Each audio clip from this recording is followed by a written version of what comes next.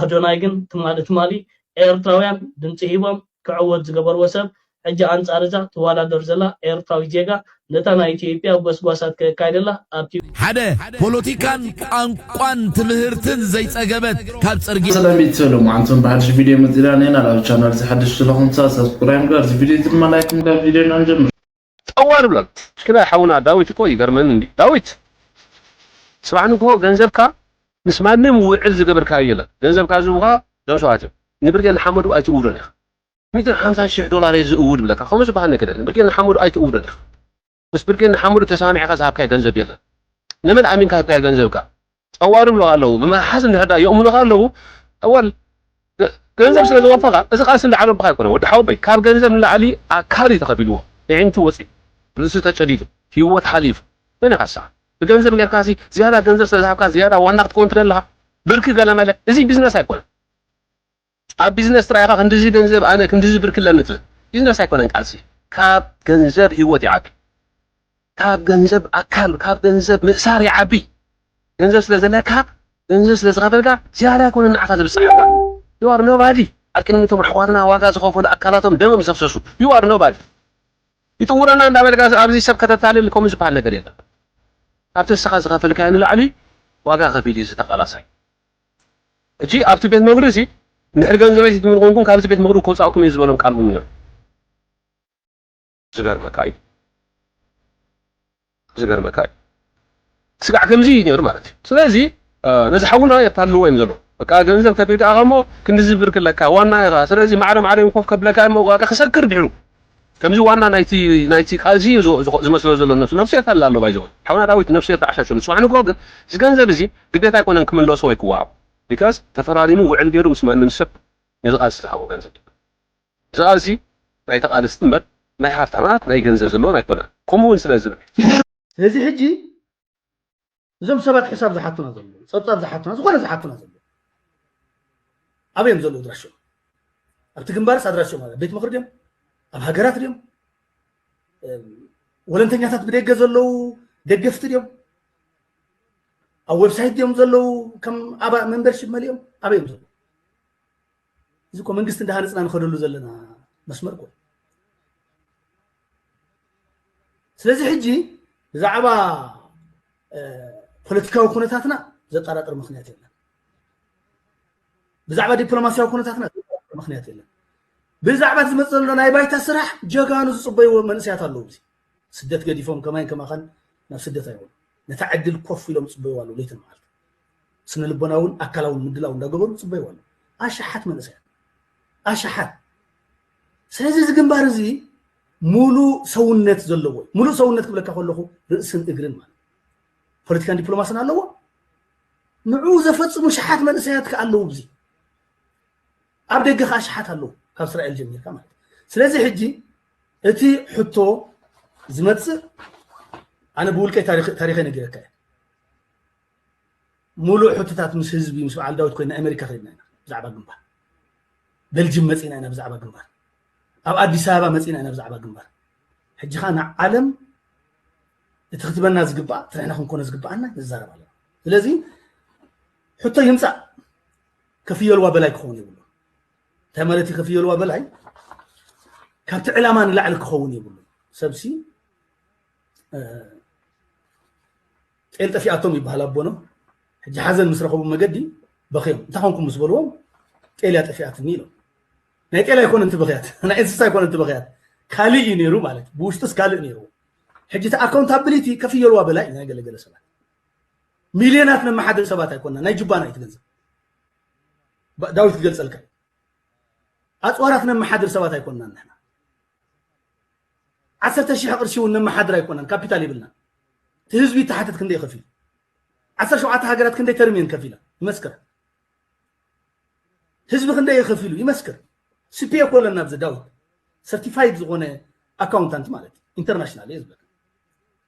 ባይ ንዓይ እውን ክንዕቁን ይኽእሉ እዮም ኣይፈልጥን እዩ ሕሳብ ኣይተማሃረን ገለ ክብሉ ይኽእሉ እዮም ንህለካ ምስ ዓለም ዝሰርሕ ሰብ ንኣብነት እየ ዝብለካ ምሳይ እዚ ሓደ ካብቲ ሓይለይ ዳዊት እዩ ኢንተርናሽናል እዩ ዝብለካ ዘሎ ለዓላማህ መቆም ሩቲን ይመስላል ጀግና የኔ እናት ታሪክሽን ሰምቼዋለሁ በጣም ጽብቅ ዝገበረ ጽብቅ ዝፍተን የተተኸውንሲ ካብ ሰማይ ማዕርም ፈሰሰ ዝገበረስ ወይ ገረሉ ወይ ገረል እንዲ እንትናት ካዳ ጽጋት ባህል ይወልን ገለማት ግን አብዛ ኮመንታሪያትኒ ትግራዋይ ግን አብ ግን ትግሪና ተናገርቲ እየ እትመርጽዎ እትደልዩ ተጋሩ ኩላኹም ሊንክ አብ ፕሮፋይል ላይ ውሽጢ አቁምጥልኩም አለኹ ወይ ድማ ሓደ ዘን ዝብል አብ አውሪድኩም ምረጹ ሰናይ ደል ኢሉ ማለት ሓደ ትግራዋይ ሐውና ማለት ወላፍትኩም ምክንያቱም ብዙሓት ተጋሩ ወዕለትኩም ይርስዕና ብንኩም ኣለና ትብለኹም ገና ማለት ቴንኪ ኩረት ሃበልና ክፈትና አኹም ማለት ብስተረፈ ይሕዋት እዚ ውድድር ወላ ብፎሎወርስ እዩ ተደጋጋሚ ነብረኩም ኣለና ከባቢ 52,000 በፂሕ ትሪዋ ዘለኹም ሌትስ ጎ ልዕሊ 100,000 ነብፅሕ ኣለና ማለት እዩ እዚ ውድድር እዚ ፎሎወርስን ቮት ብኩሉ ዝምረፅ ማለት እዩ ስለዚ ኩላትና ኸድና ፎሎ ክንብል ኣለና ስለ ተሓፍትና ማለት እዩ ሰናይ ዕድል ክሳብ መወዳእታ ክንኮሪና ማለት እዩ አይገርምኩምን ሓደ ካብቶም ማሻሕት ከፊሎም ንአዶናይ ቮት ዝገብሩሉ ዝነበሩስ ኣነ ነይረቁም ነገር ሕጅብ ዛ ጽንክፍ ኩነታት በጽሕ ገለ ኑሩት ግበሩላ ዚኦም ውሕዳት ህዝቢ ክቅድሙና ገለ ኢሉ ቪድዮ ምስርሑስ ብጣዕሚ እዩ ዝድብር በቃ ደይተኸውን ነገር ይገይሩ ሕጅብ ጓል ኣሉላ ሓፍትና ከዓ ቴንኪዩ ተጋሩ ኩላትኩም ኣብ ጎኒ ኤርትራውያን ብምህላውኩም ኩላትኩም ቮት ግበሩ ኣሕዋት ንርእዮም አዶናይ ግን ትማሊ ኤርትራውያን ድምፂ ሂቦም ክዕወት ዝገበርዎ ሰብ ሕጂ አንጻር እዛ ተዋዳደር ዘላ ኤርትራዊ ዜጋ ነታ ናይ ኢትዮጵያ በስጓሳት ከካይደላ ኣብ ቲክቶክ ተቀልቂሎን ተቀራሪቡን ይርከባል እሞ ካብዚ ንመሃሮ ነገር እንተዳሃልዩ ኣብ ዜጋታትና ተዘይኮይኑ ኣብ ዜጋታት ካልኦት ሃገራት ንዝግበር ምንቅስቃስ ኢድና ተዘይሓወስና ዝያዳ ተመራፂ ይኸውን ንስኒት ሃብትና ግን ሚእቲ ካብ ሚእቲ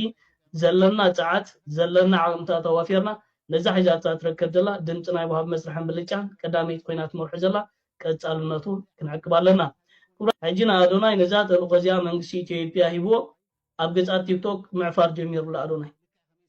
ያላ ሁሉኻ ኢትዮጵያ ወክተት ድምፂ ካብ እናበለ ጎስጓሳት ጀሚሩላ እዛ ጀሚርዋ ዝረከብ ዘሎ ጎስጓስካ ስቂልካ ምስ ውድድር ዝተተሓዘት ኣይኮነት ምሳና ምስ ኤርትራውያን ነቲ ዘሎ ህዝቢ ናይ ኢትዮጵያ ብፍላይ ከዓ ነቶም ደገፍቲ ናይ ስርዓት ብልፅግና ኣብ ስምዒታት የቲኻ ዋዕዋዕ ኣቢልካ ነቲ ዘሎ ውድድር ሓው ንምምላስ ዝዓለመ እዩ ስለዚ ኤርትራውያን ዜጋታት ሕጂ ኣዶናይ ናብ ገጻት ቲክቶክ ምምፃእ ከምዚ ዓይነት ጎስጓሳት ጀሚረ ይርከብ ስለ ዘሎ ንሕና ከዓ ክንገብሮ ዘለና ነገር ሙሉእ ዓቕምታትና ንስኒት ሓፍትና ድምፅና ምሃብ ክኸውን ኣለዎ እቲ ድምፂ ናይ ምሃብ መስርሕ ሕጂ ኣዶናይ ስለ ዝተሃላለኸና ኢትዮጵያውያን ስለ ዝመፁና ካልእ ዘይኮነ ኤርትራዊ እቲ ድምፂ ናይ ምሃብ መስራሓት ጌና ጀሚርዎ ይቀን እዩ ብዓብዪ ብዛዕባ ህዝቡን ሃገሮም ብዓብዪ ኻ ባንዴራ ኤርትራ ኣብ መድረኽ ዓለም ክተንበልብል ድሌታት ስለ ዘለዎ ኤርትራዊ ዜጋ ኩሉ ግዜ ከምዚ ዓይነት ዕዮ ገዛ ዝፅበ ኣይኮነን ከምዚ ዓይነት ሎባን ፃውዒታትን እውን ዝቐርበሉ ዜጋ ኣይኮነን ብዛዕባ ህዝቡን ሃገሮም ባዕሉ ሓሲቡ ዝገብር ዜጋ እዩ እዚ ግን እዚ ኣዶናይ ዝበሃል ቲክቶከር መፂና ኣሎ እዚ ቲክቶከር ከዓ ህዝቢ ኢትዮጵያ ተላዓል ያላ ድምፂ ሃብ እናበለ ጎስጓሳት የካይድ ኣሎ ህዝቢ ኢትዮጵያ ይትረፍ ድምፂ ሃብ ኢልካዮ ዋላ ኣብ ገዙ ኸድካ ብማሳኳ ክሕካዮ እውን ኣብዚ ሕጂ እዋን ክሰምዓሉ ዘሎ ኩነታት ኣዝዩ ዝተሓተይ እሞ ሓያል ውድድራት ብድሕሪት ክመፀና ስለ ዝኽእል ግን ተዳሊና ንፅናሕ ንስኒት ሃብትና ንህቦ ድምፂ እቶም ዝሃብና ሂብና ኣለና እቶም ዘይሃብና ኸ ድምፅና ብምሃብ ነታ ወህሊላቶ ትርከብ ዘላ ከምዚ ዓይነት ነጥብታት መመሊስና ክንውስኾን ናብ ዝለዓለ ደረጃታት ክነበርኾ ነናትና እየ ገዛና ንዋፃእ ኣዶናይ ልኡላውነት ኤርትራ ከም ካልእ ዝኾነት ናይ ኣፍሪቃ ሃገር ኣብ ዋጋ ዕዳጋ ዝወርድ ከም ዘይኮነ ተገሊጹ ኤምባሲ ኤርትራ ኣብ ሕቡራት መንግስታት ኣሜሪካ ኣብ ዝሓለፈ ሰሙን ብመንግስቲ ጀርመን ዝመወል ሃገራዊ ማዕከን ዜና ዶቼ ዌሌን ናይ ኣሜሪካ መርበብ ሓበሬታ ፎሬን ፖሊሲ ኤርትራ ኣብ ጂኦፖለቲካዊ ቁማር ቀርኒ ኣፍሪካ ቀንዲ ተዋሳኢት ክብላ ኣብ ዓምድታተን ድሕሪ ዘስፈሮ ጽሑፍ ኣመልኪቱ ወግዓዊ መልሲ ይብሉ ኤምባሲ ኤርትራ ኣብ ሎም ሶኒ 17 ነሓሰ ዝሃቦ ጋዜጣዊ መግለጺ እዘን ክልተ መርበብ ሓበሬታ ስትራቴጂካዊ ኣገዳስነት ኤርትራ ውሽጣዊ ሰላማን ኣብ ቀይሕ ባሕርን ቀርኒ ኣፍሪካን እንዳዓበየ ኣብ ዝኸይድ ዘሎ ኣገዳስነታ ነታሪኻ ዘጸልም ዘነኣእስን ከምውን ኢትዮጵያ ዝኣወጀቶ ዘይሕጋዊ ምድላይ ኣፍ ደገ ባሕሪ ናይ ኤርትራ ሕጋዊ ዞባዊ ዲፕሎማሲ ከም ጸረ ናይ ኢትዮጵያ ፕሮጀክት ገይረን ብምቕራብ ብዘደንቕ ተመሳሳሊ ዓንቀጽ ንቡር ዘምስል ትረኻታት ኣጋዊሐን ክብል ገሊጹ ኣብ ህሉ ፖለቲካዊ ወጥሪ ኤርትራን ኢትዮጵያን እቲ መሰረታዊ ሕቶ ኣንፈቱ ምቕያር ኣየድልን እዩ ዝበለ ኤምባሲ ኤርትራ ንግዳዊ ተጠቃምነት ኣፍ ደገ ባሕርን ኣብ ልዕሊ ገማግም ባሕሪ ወይ መሬት ካልእ ሃገር ምህላው ሙሉእ ብምሉእ ዘይራኸብ ጉዳያት እዮም ክብላ ነጺሩ እቲ ጋዜጣዊ መግለጺ ኤርትራ ናይ ኢትዮጵያ መሬት ይኹን ጸጋታት ንምርካብ ሸዋት ከም ዘይብላን ነቲ ሃገራዊ ተፈላጥነት ዘለዎ ዶባት ኢትዮጵያውን ለውጥ ክግበረሉ ከም ዘይተደለ በመጥቃስ ኤርትራ ኩሉ ዝፈልጦ ታሪኽ ሕጋዊ ተጠቃምነት ወደባታ ንንግዲ ሃገር ብናይ ሓባር ስምምዕ ተቃዊማ ከም ዘይትፈልጥ ኣዘኻኺሩ ኣብ መላእ ዓለም ዝርከባ ከም ጎረቤት ሃገር ኢትዮጵያ ኣፍ ደገ ባሕሪ ዘይውነና ሃገራት ዝኾነ ግዝኣታዊ ምቁጽጻር ከይገበራ ብጎረባብቲ ሃገራት ገማገም ባሕሪ ኣቢለን ሃገራዊ ንግዲ ከካይዳ ይኽእላ እዚ ንግዳዊ ምትእስሳር እምበር ኣብ መንጎ ሃገራት ናይ ምትሕባር ዕድላት ዝፈጥር ተዘይኮይኑ መሬት ካልእ ሃገር ክትውንን ኣይፍቀድን እዩ ስለዚ ወግዓዊ ቃላት ሰበስልጣን ኢትዮጵያ ንሉላዊ ሕቶ ኣፍ ደገ ባሕሪ ሓደ ፖለቲካን ቋንቋን ትምህርትን ዘይጸገበት ካብ ጽርግያ ኣልዒሎም ብዛዕባ ሓንቲ ፊስቶማይውን ምሕደራ ዘይክእል ብዛዕባ ጉዳይ ባሕሪ ንኽዛረብ ቫድላ ኸዲኖም ናብ ስክሪን ኣምፂኦሞ እዚኣ እታ ናይ መወዳእታ ጽንቃቕ ሓይሊ ብልጽግና ኾይና ተሪፋል ሰራዊት ሰላም ብርሃንካት ሰላም ፈሊመንጣሪ ንዞባዊ ፍቕሪ ሰዓቦ ሃየ ነርግቦ ተሎ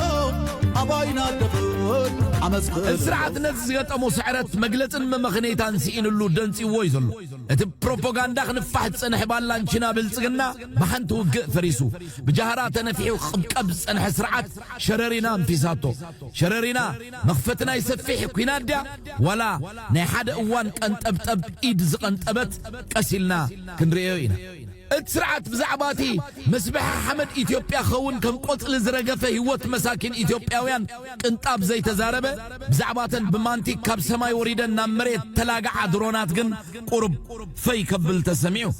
أبي أحمد نايدرون تكنولوجي بينوز فولتو بحتى وأكال جيريو ننبس قميت واتنيو عشان كويدو تعداقا وريد كات شمتاق أحد خون الدرون ندرون زمكن كإلات قوات مليخو مغالستو حليفهم كم صنحو زرآيي نيرو وعلو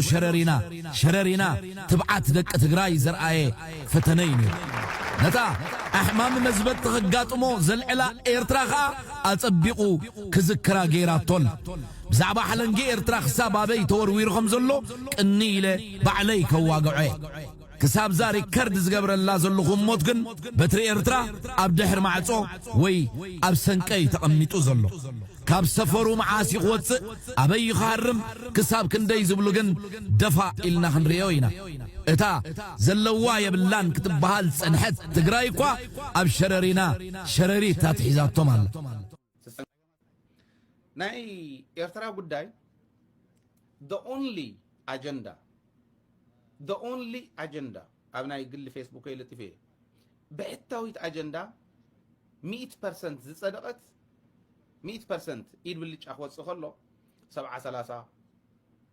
قلن 20 قلن 6 قلن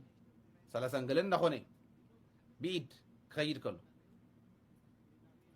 أتابع التاويت أجندة 100% بتوم 4 شهر تواسعتي دراما سلزغون 100% صدقت إرترات بحال هاجر يلان كيح بحري نا إثيوبيا سمينا وسنيتو دي زيو أبزو خوني يكون مدرخ شنطي قتيرخ كاراخورو لزغل دمس اللني أبزو خوني يكون مدرخ شنطي قتيره كاراخورو لزغل دمس اللني 100% كاب صدقة